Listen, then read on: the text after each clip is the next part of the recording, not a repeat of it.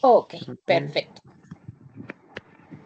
Ya estamos grabando nuestra última reunión. Hoy ustedes son los profesores.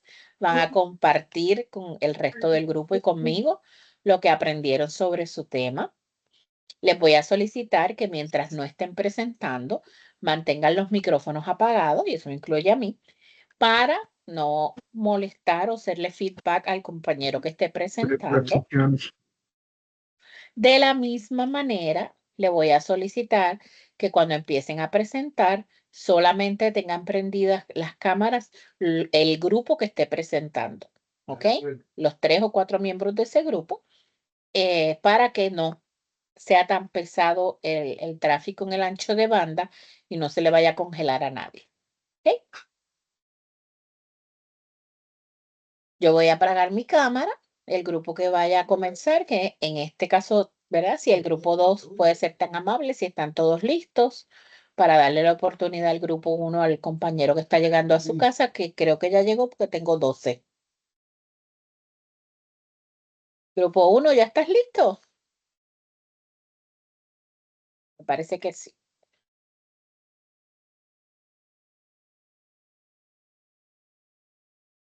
Hola, hola, grupo 1. Daniel. Déjeme, Daniel, Dainier, ¿estás listo? Honestamente, yo estoy todavía montado en el camión.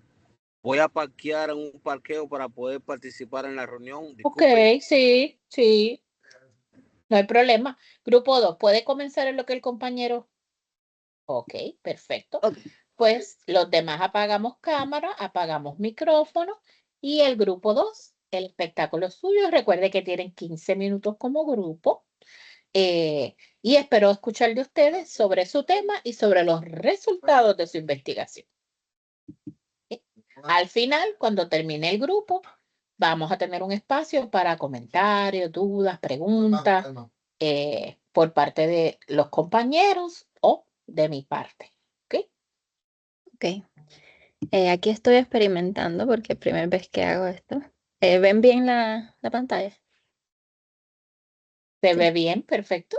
Sí, Sammy, se ve bien. Ok, gracias. Bueno, todos, este es el trabajo final del grupo 2. ¿Cómo afecta el estado emocional del paciente antes de la cirugía a la recuperación? En este grupo estamos Yailin Rivera Balseiro, Gabriela Pereira Trejo, Lenny Gypsy Viamontes Morrero y yo, Samira Díaz. ¿Qué es la ansiedad y cómo afecta a nuestro cuerpo? Sammy, permiso un momentico, disculpa que te interrumpa, no se ve la presentación. Yo no la veo. No. Yo No. sí la veo. ¿Sí se ve? Yo también la veo, sí. No sé, yo no la veo. Pon arriba, mira, donde dice View, arriba, Ajá. pon presentación. El presentador o la presentación.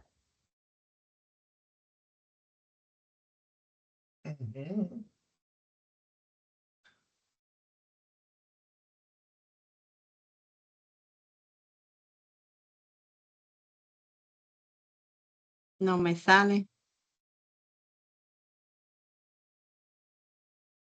Química, papi, eso es química después. No la veo. No. De todas Eh, formas, no. Sigue Mira, así. quédate quieto, quédate quieto. Vuelve al primer slide y te recomiendo que a la persona que no la ve, pues recuerden que no estoy viéndolos ahora mismo. Lo que puede hacer es apaga y prende cámara, a ver si eso te ayuda.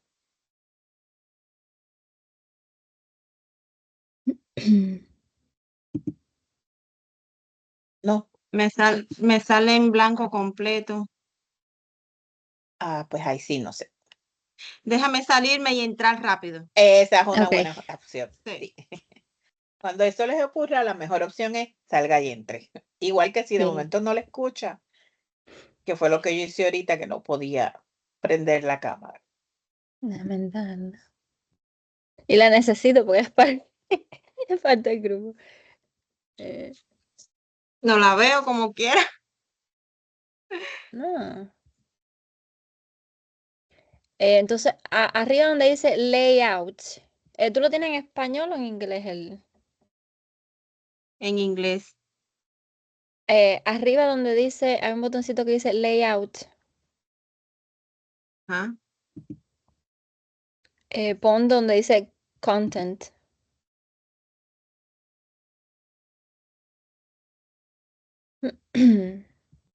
Y si no, debería de ser al lado Bueno, en ya, view. de todas formas, Yo te digo cuando. Ajá. sí, de todas formas, tranquila. Ahí vamos. Te puedo decir cuando llegue a tu Ok, a tu perfecto. slide. Ok. Ok, todos lo ven, menos Bueno, Yailin. Yailin. Yo, tam- yo, Bueno, tam- Alan, ¿cómo? yo tampoco lo veo así, pero yo lo voy a abrir por acá por otra entonces mientras. Ajá, mira, Yailin, háblelo Sí, por el link. sí, es lo que voy a hacer. Ujú. Ok, bueno, estoy en el slide 2, que es la ansiedad y cómo afecta a nuestro cuerpo. La preocupación, el miedo y el nerviosismo excesivo son características de la ansiedad, una enfermedad mental común que puede alterar el funcionamiento diario. Aunque es una reacción normal al estrés, tiene posibles peligros. Puede causar trastornos de ansiedad si persiste y agrava. ¿Cómo afecta la ansiedad a nuestro cuerpo? Afecta el corazón, el aumento de ritmo cardíaco, palpitaciones, afecta los músculos, tensión muscular, dolores, molestias, temblores, sacudidas, afecta la respiración, hiperventilización, falta de aire, respiración superficial, causa sudoración, sudor en las palmas, en las manos, sudoración excesiva, digestión, problemas digestivos, malestar estomacal, diarrea, estreñimiento, náuseas, distensión abdominal, calambres abdominales, afecta la cabeza, dolores de cabeza, da mareos, afecta el sueño, dificultad de dormir, insomnio. Hay varios trastornos de ansiedad que son causados por largo tiempo de exposición a la ansiedad. Uno de ellos que es muy común es la ansiedad generalizada. Está la ansiedad social, trastornos de pánico, la fobia específica y la agorafobia, que se encuentran entre los diversos tipos de trastornos de ansiedad. Las causas de la ansiedad. Una de las cosas que sabemos es que es ansiedad, tratar de controlar el futuro. Hay veces que nos imaginamos cosas que ni existen y cosas que puede ser que ni pasen. Ay, va a llegar un meteorito y ni ha pasado, puede ser que nunca pase, pero ya está uno con ansiedad. Pero ¿qué otra cosa puede causar la ansiedad? La genética, si los padres familiares previos padecen de ansiedad, las anomalías en la química cerebral, experiencias que uno haya tenido en la vida, traumas, situaciones estresantes. Algunas enfermedades y medicamentos también causan ansiedad. Ahora, lo que es la ansiedad preoperatoria. Últimamente se ha visto como un aumento en lo que es la ansiedad intensa antes de una cirugía. Y las intervenciones quirúrgicas pueden ser electivas, puede ser como un método preventivo, estético, cirugías plásticas o cirugías emergentes. Pero con todas estas cirugías viene ansiedad. Todavía no he visto un paciente que no haya tenido ansiedad antes de una cirugía. Una cosa que todos estos tienen en común es eso, la ansiedad. Los factores más comunes encontrados en las numerosas investigaciones que contribuyen a la ansiedad preoperatoria son la edad, el sexo y la experiencia previa al dolor quirúrgico. Algo que vi en la edad fue un dato muy interesante, que uno de los experimentos mostró que los niños tienen 80% más probabilidad de tener ansiedad agresiva antes de una cirugía, y es por la separación, estar separado de los padres y Imagínense un niño, por eso puse esta foto, entrar así, que veas todas estas luces, los aparatos, las personas. También el adulto de más de 65 años era más propenso a tener ansiedad debido al miedo de morir. El sexo fue otro factor que a la ansiedad prequirúrgica. La mayoría de los estudios han encontrado que las mujeres son más afectadas por la ansiedad preoperatoria que los pacientes masculinos, y Yailin va a hablar más de esto. ¿Por qué nos da ansiedad? Los niveles de miedo quirúrgico de los pacientes pueden anticiparse por su exposición previa al dolor y a su tolerancia.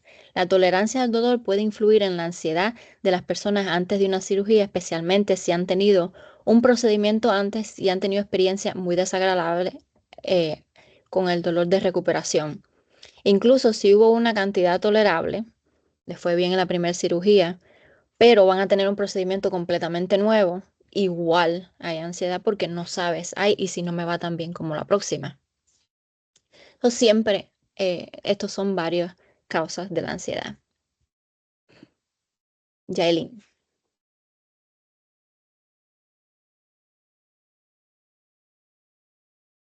Estás en mute. Listo, ahora sí. Bueno, realmente el estado emocional del paciente durante una cirugía puede variar ampliamente dependiendo de varios factores, como la preparación psicológica, el apoyo recibido y factores personales como tal que presente la paciente en ese momento antes de la cirugía como tal. Son síntomas que no diría normales, pero pueden causar estrés e incertidumbre a de que me voy a presentar o voy a enfrentar una cirugía, y realmente es algo a veces involuntario. Pero sí sucede esas emociones de ansiedad, de estrés. Se puede decir, hay varios factores como tal y se pueden evidenciar diferentes signos y síntomas que previamente se había mencionado, como el aumento de la frecuencia cardíaca, sudoración excesiva, temblores, respiración acelerada, o sea, se aumenta la frecuencia respiratoria también. Hay una tensión muscular precisamente por todo el estrés que se mantiene.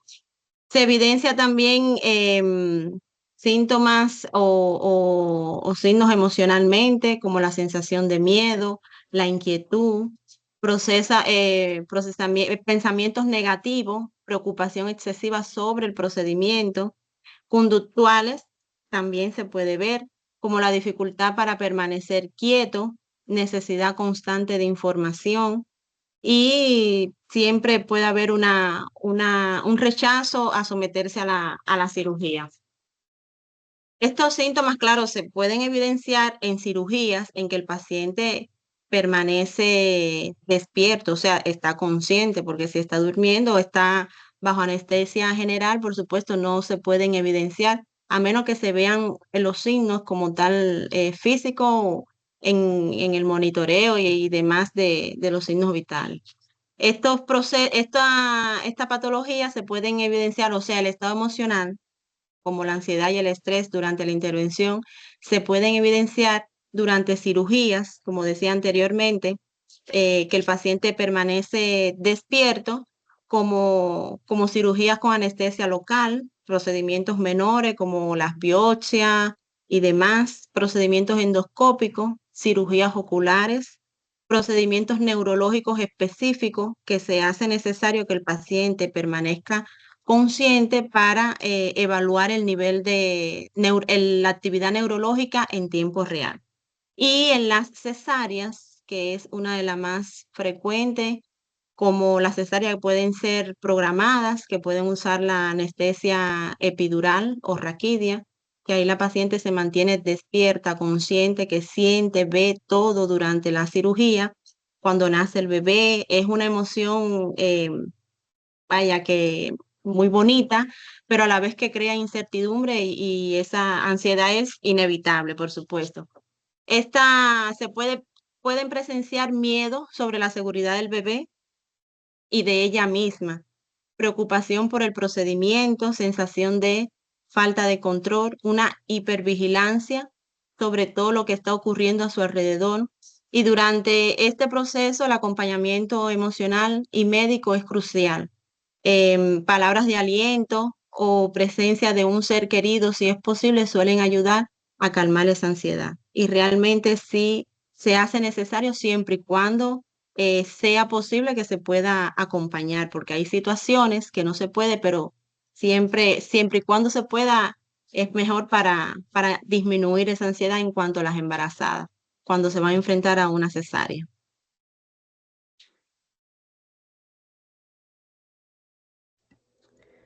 En la recuperación inicial, como bien los llamamos posoperatorio, el posoperatorio inmediato es la primera fase después de la cirugía que realmente ocurre en las primeras horas o días después de la operación. Durante este periodo, el objetivo principal es asegurar que el paciente se recupere de la anestesia y controlar el dolor y prevenir las complicaciones. Control del dolor. Es esencial controlar el dolor para que el paciente pueda descansar y evitar lesiones en el cuerpo que puedan complicar la recuperación del paciente como tal. Los analgésicos también forman parte del manejo del dolor. Monitoreo de los signos vitales. Después de la cirugía se realiza un monitoreo estrecho de los signos vitales del paciente como frecuencia cardíaca, presión arterial, temperatura, respiración. Esto es crucial para que se pueda determinar cualquier signo de complicación o infecciones que pueda tener el paciente, como hemorragias también. Control de posibles complicaciones. Los pacientes pueden estar en riesgo de complicaciones como infecciones, trombosis venosas profundas, problemas respiratorios o sangrado. Es importante, por eso es que es importante la vigilancia constante de un enfermero o una persona para tratar cualquier cosa que pueda pasar.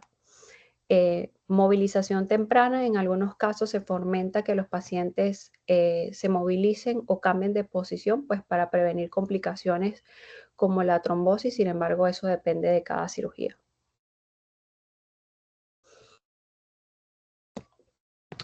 La recuperación postoperatoria es un proceso gradual que depende de diversos factores, entre ellos el tipo de cirugía, el estado general del paciente, el manejo adecuado del dolor y las posibles complicaciones.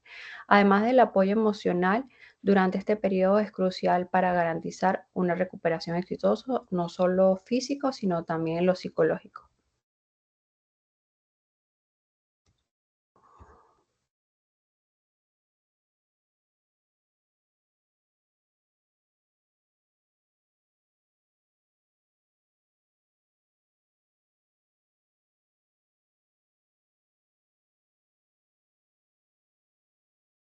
Tienes el audio apagado.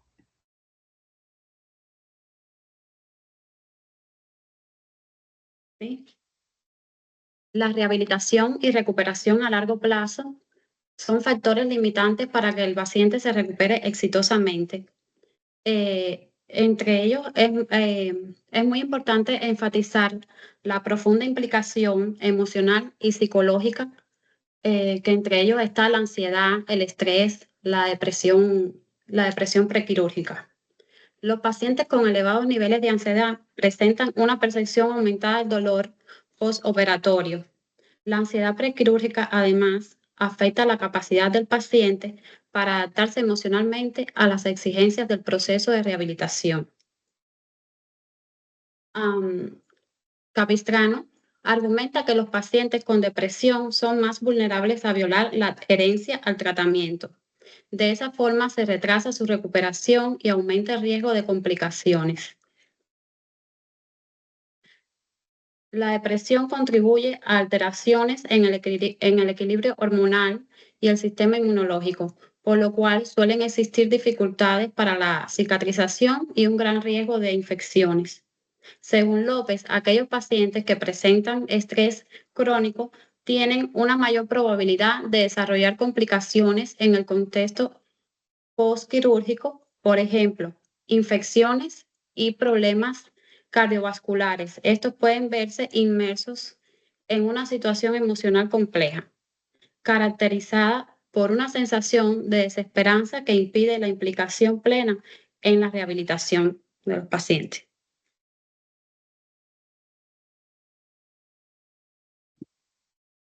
Aquí tenemos las preguntas que decidimos hacer que las voy a estar leyendo en los próximos junto con los resultados para que no sea leer doble.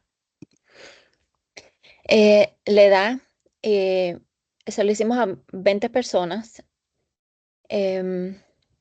entre 25 y 62 años. La mayoría, 20% fue entre 42 y 45 años. Sexo, tuvimos las 20 respuestas, 75% femenino y 25% masculino. Preguntamos, ¿padece de ansiedad regularmente? 40% no y 60% sí. ¿Qué tipo de anestesia? 50% fue anestesia general, 30% epidural, 10% fue sedación y creo que 1% fue local. ¿Tuvo usted alguna complicación durante o después del procedimiento? 70% de las personas no, 30% sí. ¿Cuál fue su tiempo de recuperación? 55% de las personas más de una semana, 30% más de un mes y 15% menos de una semana. Yailin. Bueno, entonces las próximas preguntas fueron, ¿cuál fue el tipo de procedimiento? Un 55% fueron electivos y un 45% fueron de emergencia. El personal preoperatorio trató su ansiedad antes del procedimiento. Un 50%,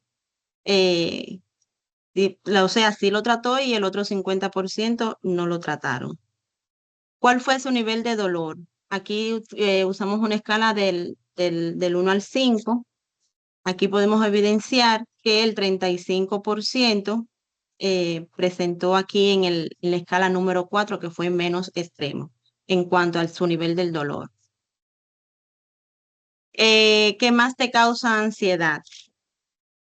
Un 10%, un 50% seleccionó miedo a morir, que es el de mayor puntaje, el 20% miedo al dolor, el 35% incertidumbre y entre otros fue un 20%. ¿Cómo te sentiste emocionalmente durante tu recuperación? El 60% seleccionó que se mantuvieron ansiosos, el 20% triste y el 20 y 20, 20% triste y el otro 20% motivado. La otra pregunta fue, ¿crees que los pacientes deberían recibir apoyo psicológico antes de un procedimiento quirúrgico? Un 75%, que fue el de mayor puntaje, marcaron que sí, y un 25% no.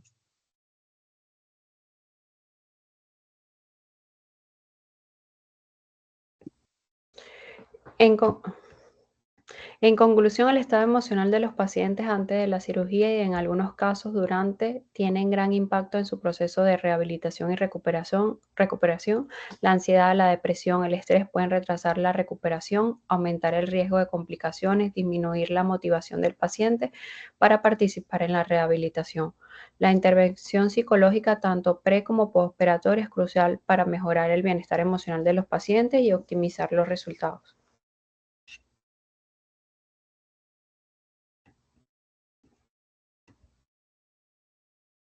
Entre las recomendaciones más destacadas que pudimos sacar serían identificar a los pacientes que sufren de ansiedad generalizada y tratarlos antes de programar el procedimiento, practicar métodos de relajación en el área preoperatoria, educar al paciente sobre el procedimiento y la importancia de mantener la calma para ayudar al cuerpo en el proceso. Es importante educar a los profesionales de la salud sobre lo importante que es crear un ambiente de relajación antes de la cirugía.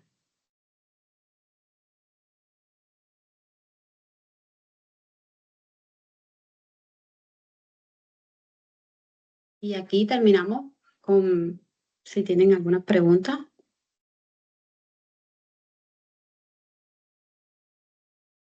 Excelente de mi parte, conciso, educativo, se apoyaron entre ustedes, Aun cuando hubo dificultades técnicas, pues las superaron y siguieron hacia adelante. Pero me gustaría escuchar qué dicen los compañeros.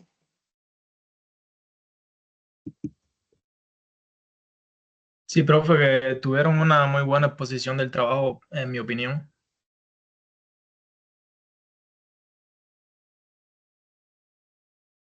Asimismo, muchísimas gracias. Lo hicieron muy bien, fueron los primeros, así que los próximos, pues, tienen el reto de hacerlo también o mejor. Les voy a pedir, y esto aplica, ¿verdad?, para todos, que los que hayan hecho presentación en PowerPoint, por favor, el líder me la envíe por mensajería interna en el curso para yo tenerla de evidencia. Y las felicito. No fue tan terrible, ¿verdad? Gracias. Grupo 3, ¿está listo, grupo 3? Grupo 3.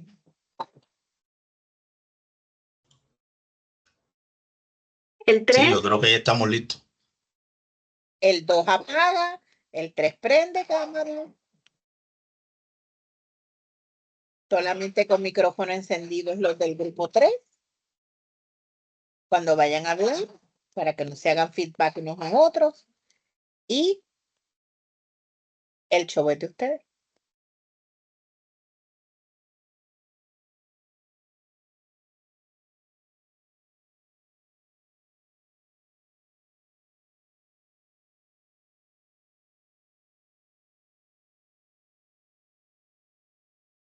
¿sí se está viendo la presentación? Sí, Sí. Sí, Sí, lo que lo está único que no está tiene en la que- primera slide. Exacto. Ya. Yanara, Ujú. dale ahí para que se ponga la presentación en grande. F5 o aquí abajo en la pantallita. Sí, sí, estoy en este asunto.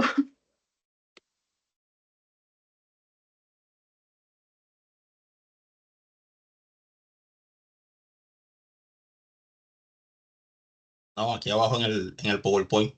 Sí, sí, sí. Aquí. Dame un momento que me está saliendo, es que me sale en esa esquina Ahora. me salía toda la... Ok. Buenas noches a todos. Nosotros somos el grupo número 3, integrado por Yanara Hernández, Daniel Chávez y quien les habla, Ricardo Noblé. Hoy nuestro grupo comienza con esta frase que dice que hay una fuerza motriz más poderosa que el vapor, la electricidad y la energía anatómica, que es la voluntad, como decía Albert Einstein, la cual nosotros hemos aplicado durante todo este curso, realmente. Nosotros tenemos como tema el análisis sobre lo que es la violencia de género, abordando la pregunta clave, si realmente se ha disparado en los últimos años o simplemente siempre ha existido a escondidas.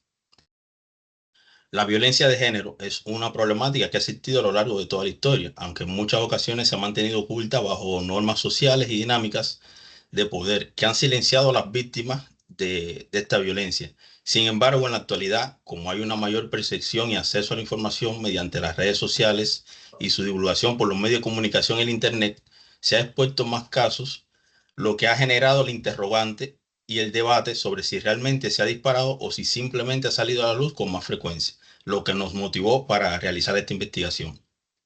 En este contexto, debemos decir que existen muchos tipos de violencia de género. Dentro de ellas está la sexual, la violencia física, la violencia psicológica, la familiar, la económica, la laboral y la docente. Pero durante nuestro trabajo consideramos importante analizar sus principales manifestaciones, que fueron elegimos la violencia sexual, la física y la psicológica, pues cada una de ellas impacta profundamente en la vida de quienes la sufren y reflejan los mecanismos de dominación que aún persisten en la sociedad. La violencia física es la más evidente y fácil de identificar, pero no por ello la única ni la más dañina. La violencia psicológica, aunque menos visible, deja secuelas emocionales profundas, afectando a la autoestima y el bienestar mental de las víctimas. Por otro lado, la violencia sexual sigue siendo una de las formas más extremas de violación de los derechos, normalizada en ciertos ámbitos y perpetuada por estructuras que dificultan su erradicación. Para comprender mejor la percepción de la sociedad respecto a este fenómeno, llevamos a cabo una encuesta con el objetivo de conocer los puntos de vista de la población encuestada sobre la violencia de género y las diferentes manifestaciones. Este análisis nos permitirá no solo identificar el conocimiento y la sensibilización sobre el tema, sino también generar las propuestas para la prevención y la erradicación de este problema. Dale atrás, Yanara. Ok, entonces, como modo general, sabemos que la violencia de género es un fenómeno social que engloba diversas formas de agresión ejercida contra una persona en función de su género, siendo las mujeres y las personas de identidad femenina las principales víctimas. Se manifiesta de diferentes maneras, entre las que destacan las que ya habíamos mencionado. Estos tipos de violencia están interconectados y en muchos casos la violencia psicológica precede a la física o a la sexual. Organismos internacionales como la ONU han señalado que 1 de cada 3 mujeres ha sufrido algún tipo de violencia de género a lo largo de toda su vida. En el caso de la violencia sexual, cualquier acto de naturaleza cometido sin el consentimiento de otra persona, mediante el uso de la fuerza, la intimidación, el engaño, el abuso de poder, que afecta principalmente a mujeres y niñas en diversas esferas de la sociedad, aunque en la actualidad cada vez aumenta más los casos de violencia sexual en el género masculino. Entre las formas más comunes de violencia sexual se encuentran el acoso sexual, como podemos ver en la presentación, el abuso sexual, la violación, la explotación sexual, la sextorsión y la violencia digital, que la violencia sexual se manifiesta en distintos ámbitos, incluyendo la atención médica, el entorno digital y la cultura popular. En el ámbito sanitario, las víctimas especialmente son adolescentes, afrocolombianos, personas de bajos recursos y trabajadoras sexuales, que enfrentan la revictimización por parte del personal de salud, lo que genera desconfianza y afecta su bienestar mental. En el entorno digital, la sextorsión se ha convertido en una forma de violencia que emplea el chantaje y la manipulación para obtener beneficios sexuales, además de la cultura popular, en especial las canciones de algunos géneros musicales, como puede ser el reggaetón, que contribuyen con la normalización de esta problemática. Estas formas de violencia tienen consecuencias profundas en la salud mental y la social de nuestras víctimas. Por otro lado, la violencia física, ¿puedes cambiar, Yanara?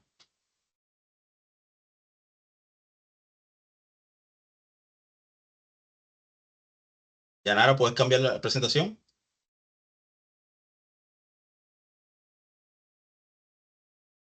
Perfecto. Por otro lado, la violencia física es cualquier acto intencional que cause daño corporal a otra persona. Implica el uso de fuerza para golpear, empujar, patear, estrangular, quemar o agredir a cualquier persona de otra manera con el objetivo de causarle dolor, lesiones o incluso la muerte. Este tipo de violencia puede darse en diversos ámbitos, como el hogar, el trabajo, la escuela o en espacios públicos que afectan a personas de todas las edades y géneros. Y para continuar, otro compañero del equipo.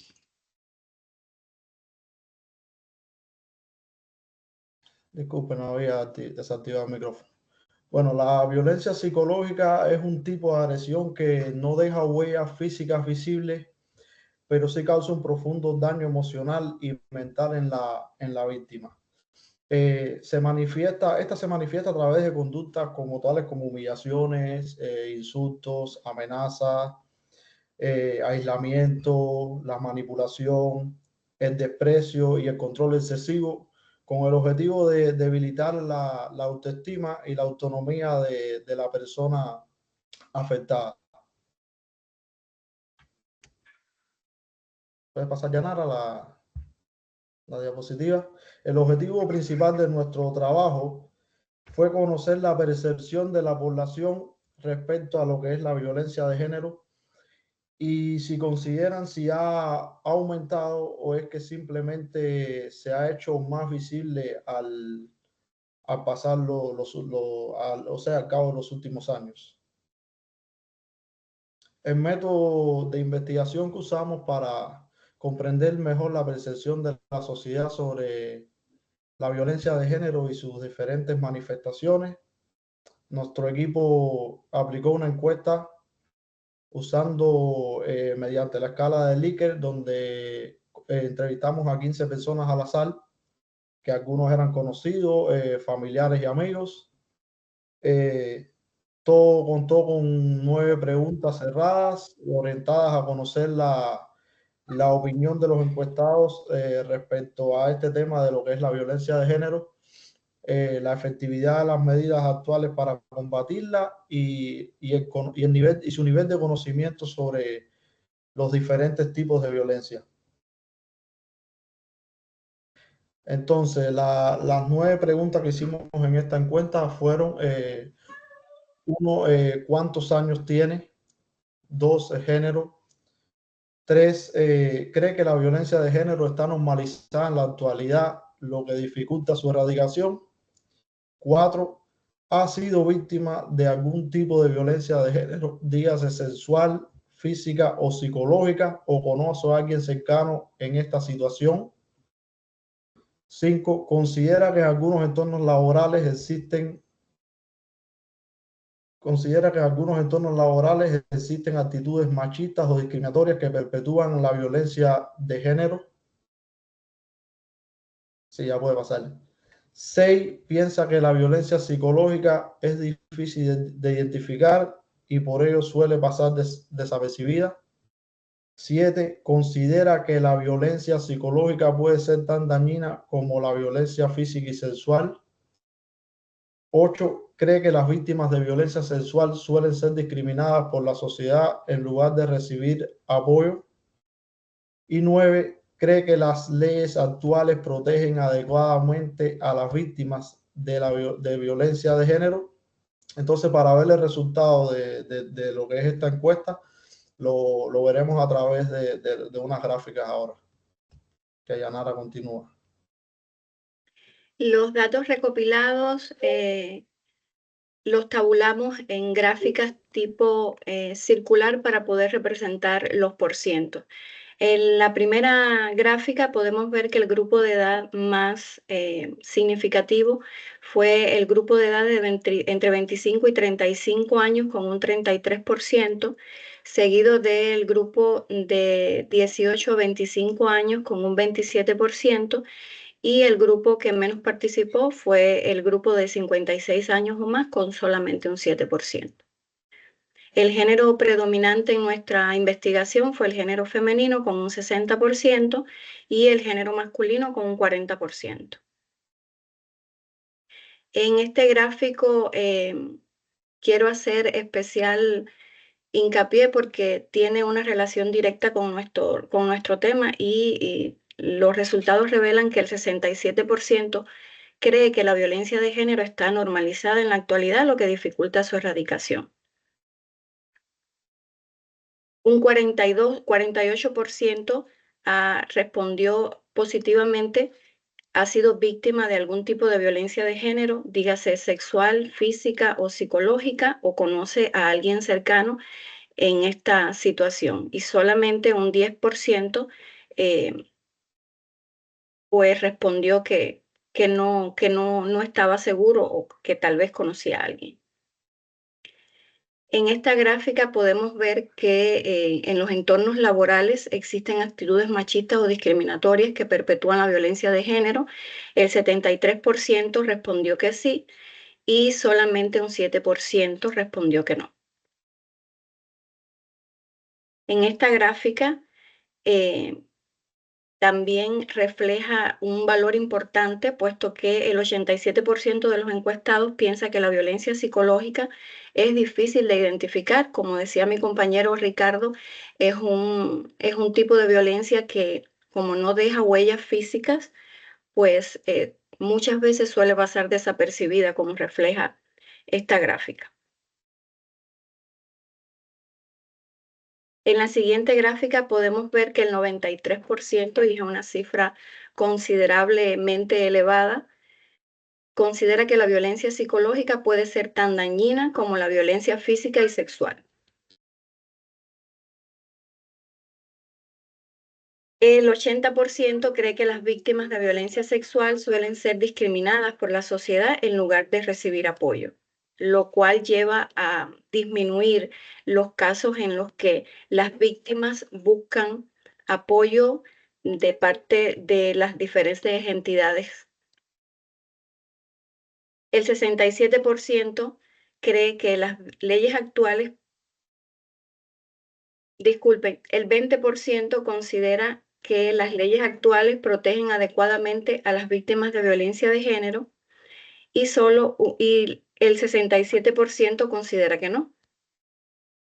Por lo que hemos llegado a la conclusión de que los resultados de nuestra encuesta revelan una percepción alarmante, y es que la violencia de género sigue siendo un problema profundamente arraigado en nuestra sociedad. Muchos la consideran normalizada, lo que dificulta enormemente su erradicación. Un dato contundente es que el 67% de los encuestados cree que la violencia de género está profundamente arraigada en nuestra cultura, y esto significa que las actitudes y las creencias que la perpetúan están muy extendidas, lo que complica la búsqueda de soluciones efectivas. La experiencia personal cercana, o sea, no es algo que está, digamos, lejano. El 40% de los participantes en la encuesta ha afirmado haberla experimentado personalmente o conocer a alguien que la ha sufrido. Esto nos demuestra que es un problema que afecta a muchas personas en nuestro entorno. Estos datos nos invitan a reflexionar y a tomar acción. No podemos seguir ignorando la normalización de la violencia de género. Es fundamental cuestionar las actitudes y las creencias que la perpetúan, educar sobre la igualdad y el respeto, y brindar apoyo a las víctimas. La encuesta ha revelado que nuestra preocupación debía ser en cuanto a que el 87% de los participantes ha considerado que la violencia psicológica suele pasar desapercibida y es tan dañina como cualquiera de los otros tipos de violencia. Y el 93% reconoce que efectivamente es tan dañina como la violencia física y sexual. Esto nos muestra la necesidad de visibilizar este tipo de violencia y sus graves consecuencias. Otro dato alarmante tiene que ver con que el 67% de los encuestados cree que las normativas vigentes no protegen adecuadamente a las víctimas de violencia de género. Esto nos invita a reflexionar sobre la necesidad de fortalecer los mecanismos de protección y garantizar el acceso a la justicia de las víctimas. La violencia de género también se manifiesta en el ámbito laboral. El 73% de los participantes opina que existen actitudes machistas o discriminatorias que contribuyen a la violencia de género en este entorno. Es fundamental promover espacios de trabajo seguros e igualitarios, libres de discriminación y violencia. Las recomendaciones que nuestro equipo tiene para este trabajo es implementar campañas educativas desde las edades tempranas para tratar de desnormalizar la violencia de género. En las empresas y en las organizaciones debe establecer protocolos claros para prevenir y sancionar las actitudes machistas y discriminatorias en el trabajo, y brindar charlas educativas a la población en todos los espacios posibles, apoyarnos en folletos informativos y en las redes sociales para llegar a más personas. Reformar las leyes y garantizar su aplicación efectiva y estricta para proteger a las víctimas y sancionar a los agresores, e implementar estrategias para cambiar la percepción social sobre las víctimas de violencia de género, promoviendo una cultura de apoyo en lugar de juicio. Este ha sido nuestro trabajo. Muchísimas gracias. Si tienen alguna pregunta.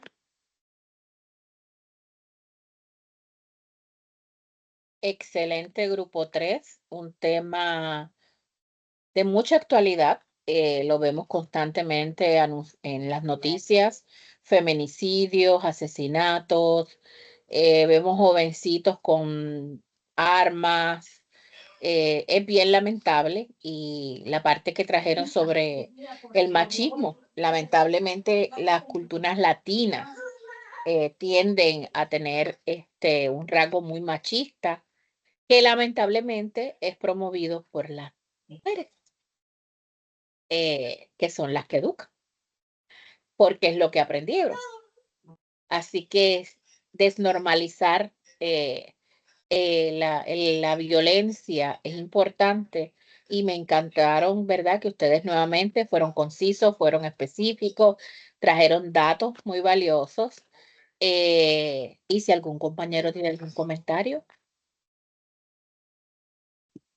Yo me quedé fría cuando vi el 42% que eran víctimas. Wow. Me gustó en ambos grupos, ¿verdad? Vi un rango de edad bastante amplio que cubrieron, ¿verdad? Personas de diferentes edades.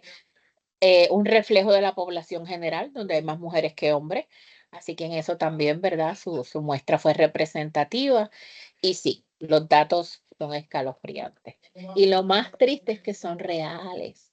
Yo estoy segura que si extrapolamos esta investigación a un grupo más grande, vamos a obtener resultados similares o más escalofriantes aún todavía.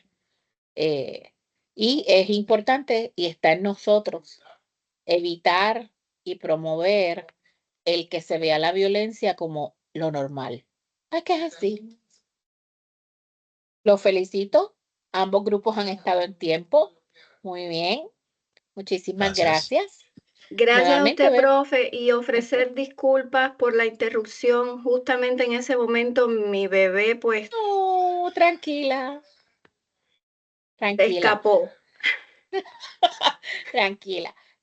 Lo bueno es que ambos grupos pudieron manejar las situaciones que se le presentaron, se apoyaron unos a otros y eso es bien valioso y bien importante.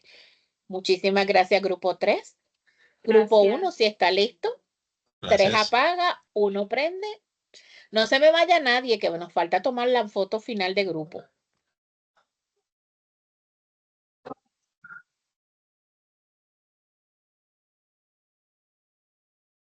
Ok.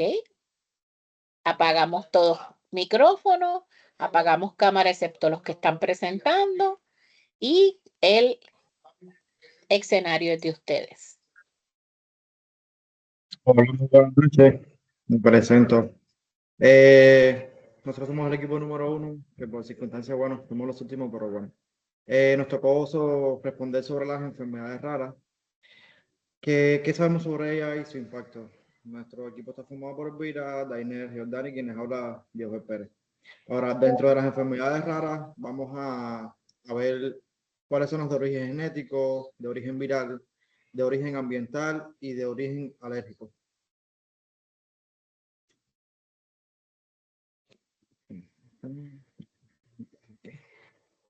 ¿Puedes pasar, por favor, Bill?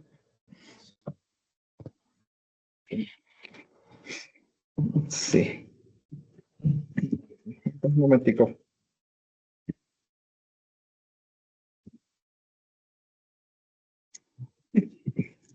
Sí.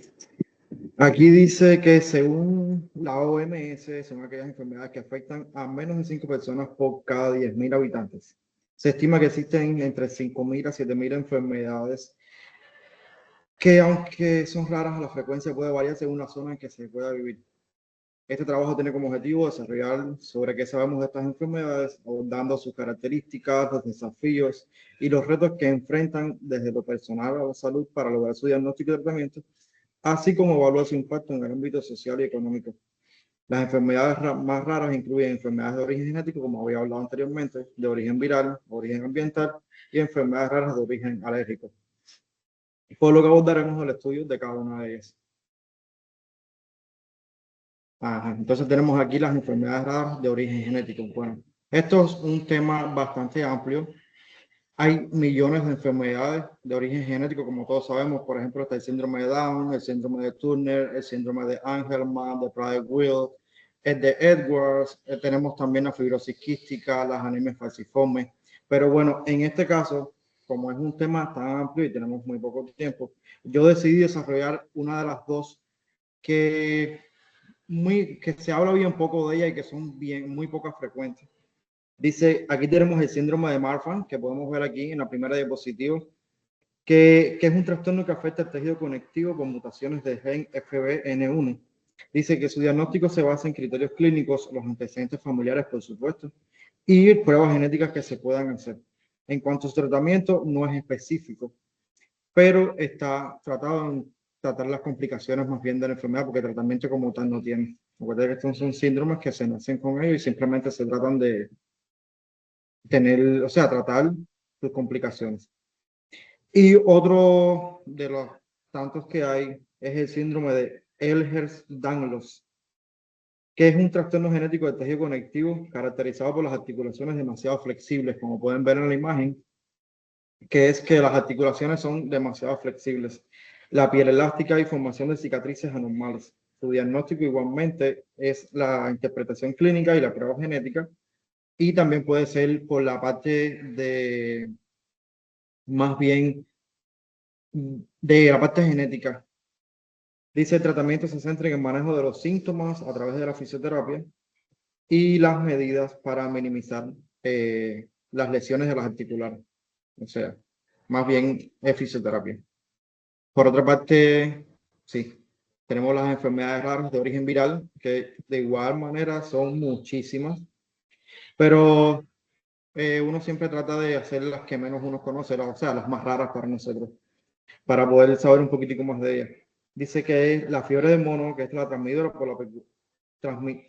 por la picadura de garrapatas infestadas. Los síntomas son molestias gastrointestinales, escalofríos, fiebres y manifestaciones neurológicas. El diagnóstico se realiza por PRC o el aislamiento del virus en la sangre, y en las fases más tardías se utilizan pruebas serológicas. Otra enfermedad de origen viral tenemos la fiebre hemorrágica del lujo, que es extremadamente letal y se caracteriza por fiebre y manifestaciones hemorrágicas. No existe un tratamiento, pero el manejo de los síntomas y el apoyo médico temprano pueden mejorar las posibilidades de recuperación. Y la otra que sí la conocemos, que es el sarampión, que es una enfermedad contagiosa a través del contacto directo con las secreciones nasales de personas infectadas a través de la transmisión. El diagnóstico es visual, aunque la vacunación lo hace cada vez menos frecuente y conocido. Como todos sabemos, casi siempre cuando somos niños nos vacunamos contra la viruela, virus, sarampión, esas cosas. Y gracias a la vacuna no se ve tanto el sarampión, o sea, como que es una enfermedad que está en desuso, pero que no debemos dejar de estar alertas porque pueden haber existir brotes. Y pues nada, eso es una de las partecitas así de las enfermedades raras que podemos compartirles a ustedes para que conozcan, aunque no les dejo de decir que hay muchísimas más. Y pues nada, en el trabajo está un poquito más desarrollada, pero aquí se trató de ser lo más breve posible.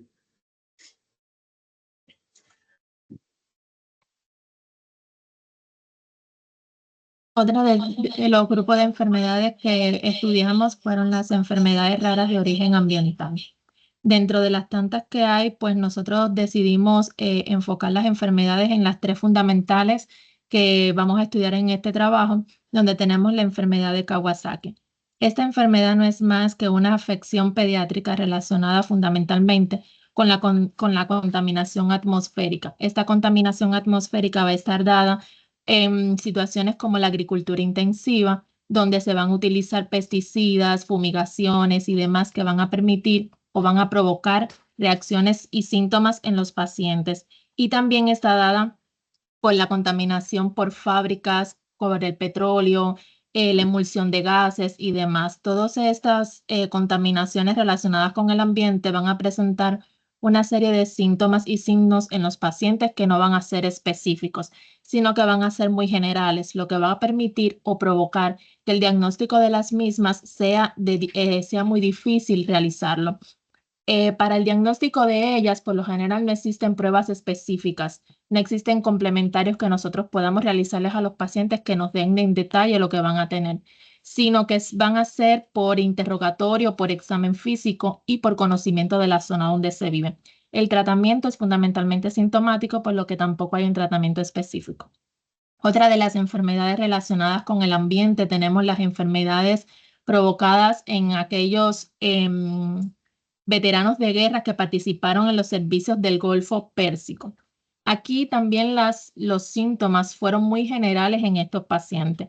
Los pacientes se caracterizaban por tener cefalea, insomnios, pesadillas, trastornos gastrointestinales, lo que fue provocando que se viera en un grupo específico de la población, que eran en estos veteranos. Una vez que se alejaban de la guerra y del ambiente donde se encontraban, pues estos síntomas mejoraban incluso sin la administración de medicamentos, lo que era uno de los diagnósticos o de los métodos diagnósticos que se empleaban, ya que todos eran síntomas generales que tampoco constaban con pruebas diagnósticas para su conocimiento, y el tratamiento de ellos también era totalmente asintomático. Digo sintomático, o sea, que no era específico para estos pacientes. Otro de los síndromes estudiados es el síndrome o signo del edificio enfermo. Este no es más que aquellos síntomas que aparecen fundamentalmente en trabajadores de la construcción o en poblaciones que viven en edificios o ciudades donde están los condominios lejos de la renovación constante. También se caracteriza por ser zonas que no tienen buena ventilación, donde los conductos de ventilación llevan mucho tiempo sin limpiarse, lo que permite que se produzcan una serie de síntomas, fundamentalmente de síntomas respiratorios, aunque pueden ocurrir otros tipos de síntomas en otros sistemas y aparatos en el cuerpo humano. ¿Qué tienen en común estos síntomas ambientales de enfermedades provocadas de origen ambiental? Pues lo que tienen en común es que los síntomas son generales. No hay nada particular en ellos que pueda dando el diagnóstico, excepto de que las personas que viven en estos lugares la padecen en conjunto. El tratamiento de todos es sintomático. No existe un tratamiento preventivo ni un tratamiento sintomático de la enfermedad. Otro tipo de enfermedades raras que estudiamos fueron las enfermedades raras de origen alérgico. Dentro de las tantas que existen, las que utilizamos para la exposición fueron la dermatitis atópica, que esta enfermedad no es más que una que ataca la piel con lesiones que son de tipo escamosas, con placas eritematosas, descamación, prurito intenso, que molesta mucho a los pacientes, que es uno de los síntomas que más ellos refieren. Tenemos que el diagnóstico de esta dermatitis es visual, es por lo que vemos, por la experiencia que tenga de visualizar enfermedades o pacientes previos a estas. Y el tratamiento pues consiste en cremas para hidratar la piel, en antihistamínicos para evitar el prurito, pero no existe tampoco un tratamiento totalmente dirigido a esta enfermedad. Ni tenemos en este caso tampoco formas de evitarla, a menos que no sea que padecemos de esta enfermedad y que necesitamos tomar las medidas preventivas. Otra de las enfermedades es el angioedema hereditario. Esta es una enfermedad con gran probabilidades de provocarle la muerte al paciente. Se caracteriza por presentar edemas fundamentalmente en la cara, en las vías respiratorias y en el aparato digestivo. En dependencia de donde se produzca este edema, pues van a ser los síntomas que padezca el paciente. ¿Dónde se ven estos? ¿Por qué son causados estos? Pues fundamentalmente después de la administración de procedimientos quirúrgicos, luego de la administración de anestesia, cuando tenemos hipersensibilidad o tenemos alergia a algún medicamento que pueda provocarnos estos tipos de reacciones, saber que es altamente mortal. Por lo que cuando estamos sospechando que un paciente está padeciendo de este tipo de enfermedad, pues tenemos que tomar medidas rápidamente. Y en caso de que los pacientes sean alérgicos a algo, siempre deben de comunicarnos de que son alérgicos para nosotros poder tomar y pensar que está provocando un edema hereditario y un angioedema hereditario y que entonces podamos resolverlo. La causa, o para determinarlo de alguna forma, puede ser genética, como dice su nombre, pero hay personas que nunca han tenido antecedentes y sin embargo aún así lo padecen. Uno de los tratamientos que no tiene tratamiento específico, pero que podemos realizar es la aplicación de epinefrina instantáneamente para permitir reducir los riesgos. Y la otra enfermedad es la urticaria solar, que esta se desarrolla por un angioedema, eritema, picazón en la zona expuesta al sol. Su diagnóstico se realiza a través de estudios fotobiológicos, no solo para confirmar el diagnóstico, sino también para seleccionar el tratamiento. Dentro de los tratamientos que podemos emplear de forma general, tenemos protegernos del sol, utilizar ropas que nos permitan, ropas holgadas que no nos queden apretadas, utilizar protectores solares.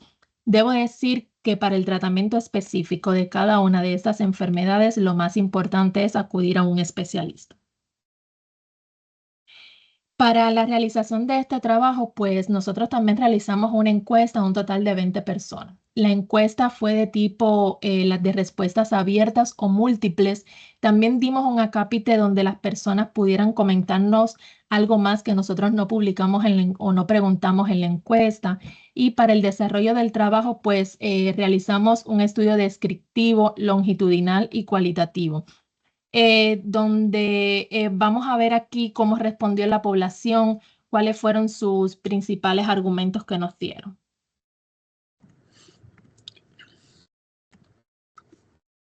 Sí, en esta parte de nuestra presentación vamos a ver el resultado que le realizamos al pueblo para ver la información que tenían acerca de las enfermedades raras. En la primera diapositiva, en la parte izquierda, como podemos apreciar, el 50% de la población no tiene concepto de lo que son las enfermedades raras. 40% sí sabe de las enfermedades raras y el 10% no está seguro ni de qué es lo que es una enfermedad rara. En la parte derecha, la pregunta que se realizó fue información faltante sobre las enfermedades raras. El 30%, como estamos viendo en la parte superior, menciona la falta de investigación y avance científico. El 20% señala la falta de información sobre opciones y tratamiento para las mismas. 20% la falta de información sobre diagnósticos tempranos. 15% creen que faltan datos sobre los síntomas. Y el 15% menciona la ausencia de información sobre las causas y factores que causan las mismas. En la mano izquierda, la pregunta que le realizamos fue el nivel de conocimiento sobre las enfermedades raras. 48% en este caso no tienen conocimiento o muy bajo de lo que son las enfermedades raras. El 19% lo considera demasiado bajo. El 9% lo califica como medio a alto. Y quisimos enfatizar y pusimos el 0%. El 0% de la población evalúa que el conocimiento de ellos es bastante alto sobre las enfermedades raras. En la parte derecha, el conocimiento sobre las investigaciones recientes fue la pregunta que hicimos. El 10% sí conoce los estudios recientes de las enfermedades raras y el 90% no conoce ningún tipo de investigación reciente. En la última, el diagnóstico en personas raras, si conoce a alguien y el 75% no conoce a nadie que ha sido diagnosticado con una enfermedad rara. El 20% no está seguro si conoce o no a nadie. Y el 5% de la población sí conoce a alguien diagnosticado con enfermedades raras. A la parte derecha vemos la preparación del sistema de salud. Gracias. El sistema de salud, el 48% considera muy poco preparado. 28% cree que no está preparado en lo absoluto. 24% piensa que está algo preparado y el 0% considera que está suficientemente preparado para enfermedades raras. Estos resultados reflejan una falta de conocimiento y divulgación de las enfermedades raras debido al costo. Es muy caro para las enfermedades raras las investigaciones y demás. Muchas gracias.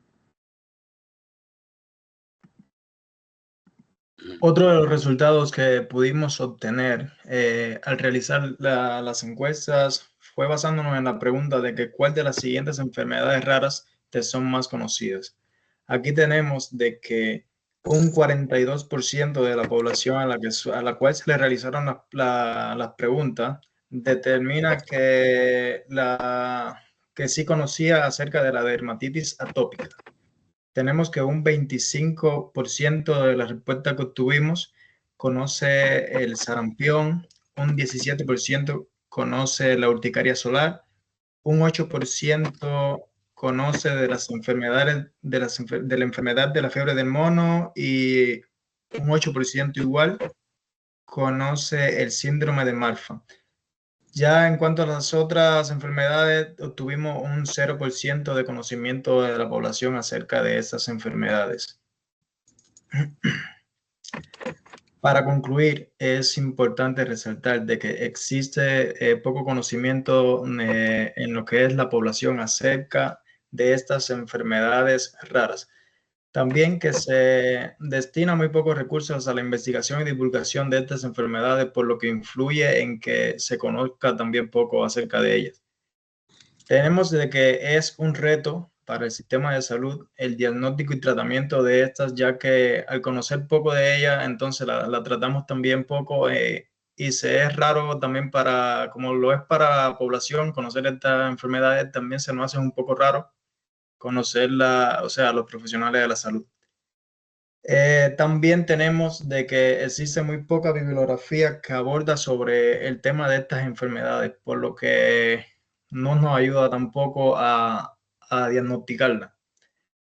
En algunos casos, estas enfermedades pueden llegar a afectar a quien la padece, ya que puede presentar desempleo en cuanto a que por su padecimiento o por algo tenga que alejarse del trabajo en algún momento de la vida o algo que esté padeciendo la enfermedad. También se sabe también que se pueden llegar a ocasionar grandes epidemias, ya que al no conocer estas enfermedades, no podemos identificar si estas son contagiosas, por lo que pueden contagiarse varias personas al no tener conocimiento de estas enfermedades. De las recomendaciones que nosotros pensamos que son importantes, debemos resaltar de que esperamos que haya un mayor presupuesto para el estudio de estas enfermedades, ya que es muy importante conocerlas. Aunque sean raras, es importante saber de ellas por lo que antes mencionaba, para poder prevenirlas. Que realizar pesquisas frecuentes de la misma nos permite hacer un diagnóstico, un tratamiento y tomar medidas para que estas no vayan a propagarse o no vayan a contagiarse más personas. Aumentar los estudios investigativos sobre el tema. Esto nos ayudaría a conocer un poco más de estas enfermedades y lograr conocerlas, o sea, en cuanto a síntomas y signos que puedan reflejarse en el paciente.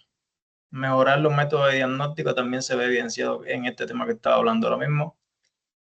Y muy importante también promover medidas de prevención. Esto nos ayuda a lo que hablaba antes de prevenir de que se vayan a contagiar otras personas por alguien que esté padeciendo una de estas enfermedades raras. Y así llegamos a concluir nuestro trabajo en el día de hoy.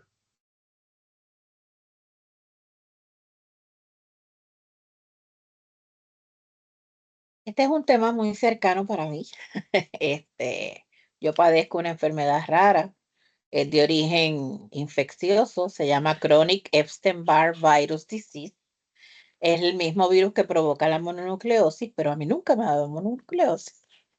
Se tardaron 2 años para poderme diagnosticar, precisamente porque no había conocimiento. Sí hay una prueba que detecta la presencia del virus, pero no fue hasta que me hicieron pruebas de cuánta cosa había que a mi inmunólogo me dijo, vamos a hacerte esto. Esto es bien raro, pero vamos a hacértela.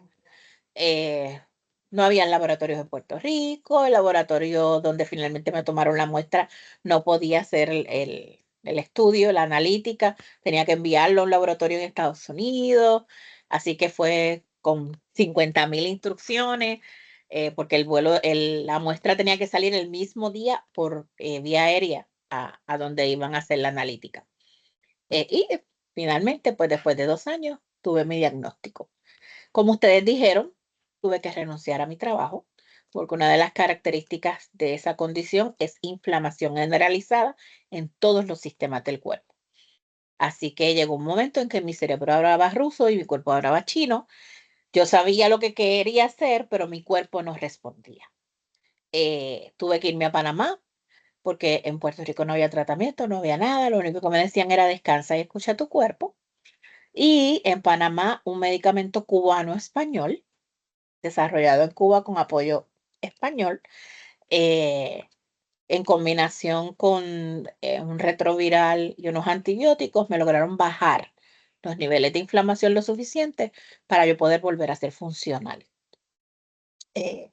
Así que conozco bastante. La mayoría de las enfermedades raras no son contagiosas. Son muy pocas, pero las que sí lo son bien contagiosas. Y el problema es que hay muy poco conocimiento sobre todas las enfermedades raras. Excelente presentación. Lo único que quiero saber es cuánto fue la muestra de ustedes, que no me lo dijeron. ¿Cuántas personas entrevistaron? Sí, Pues se estaban entrevistaron 20 personas. 20 Ujú. personas. Ah, muy bien, Sí. muy bien. Y el trabajo escrito lo dice. Ah, no la escucho. En el trabajo escrito está especificado que se Sí, entrevistaron 20 sí, personas. sí. Perfecto. Nuevamente, excelente la presentación. Un tema, ¿verdad? Que como les dije, me toca muy de cerca, que lamentablemente el desconocimiento es el que lleva muchas veces a que los pacientes no tengan una mejor calidad de vida porque no hay cura, pero hay tratamientos para los síntomas, como muy bien explicaba Elvira, o tratamientos paliativos cuando ya son condiciones como las genéticas que por lo general terminan con la muerte del paciente, porque pues, hay unos factores adicionales. ¿Dudas, comentarios de los demás compañeros para este grupo? Muy buena ¿Algún comentario? presentación. Y ahora que se está Gracias. viendo el sarampión. Gracias, gracias. Y el sarampión se había considerado casi erradicado. El problema fue que la publicidad, la idea está equivocada o con fundamento, ¿verdad? Porque no Falta de sé, vacuna. desconozco, ha llevado a que muchas personas no quieran vacunar sus hijos. Y entonces se están viendo brotes bastante fuertes del sarampión y es peligroso. Gracias a todos, excelentes presentaciones. Antes de irnos, quiero tomar una foto de todos nosotros para inmortalizar este día. Así que les voy a pedir a todos que enciendan su cámara. Muy bien, Dani se puso debajo de la luz. Voy a cambiar el formato para poder hacer la foto del grupo. Denme un momentito. 1, 2, 3, 4, 5, 6, 7, 8, 9, 10, 11, 12. Perfecto. Estamos todos.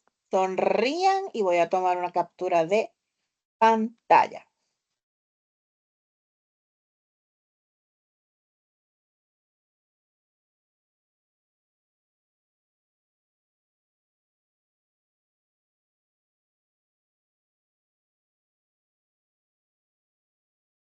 Ya está.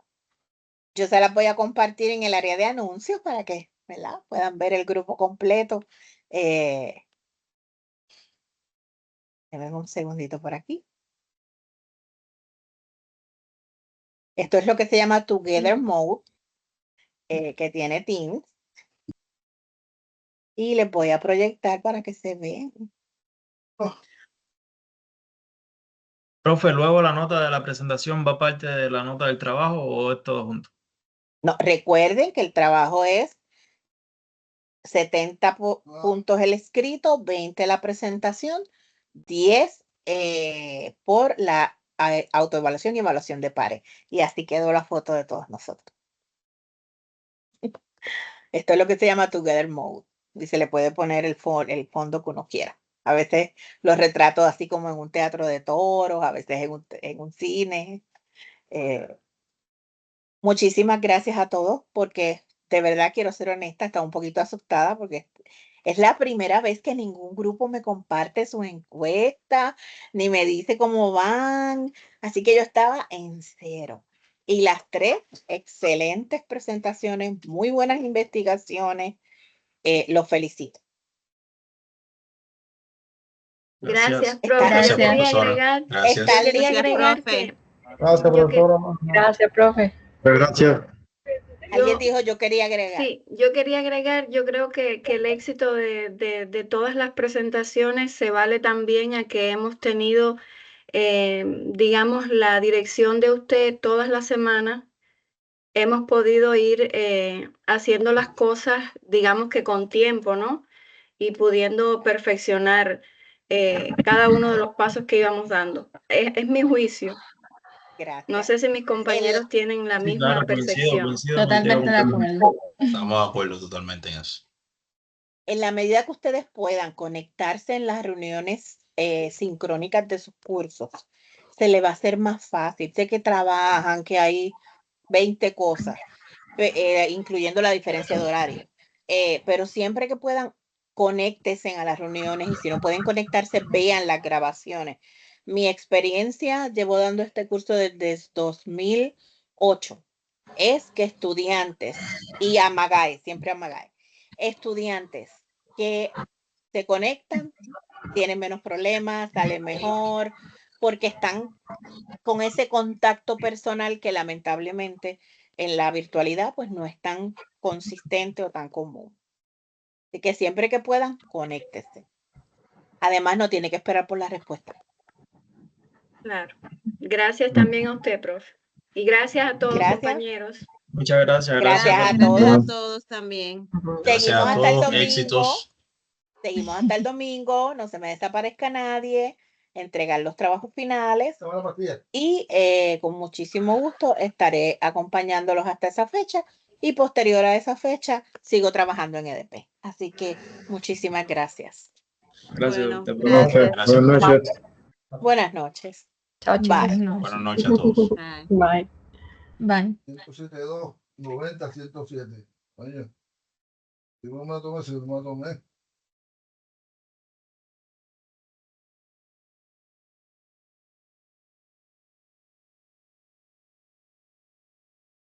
Entonces,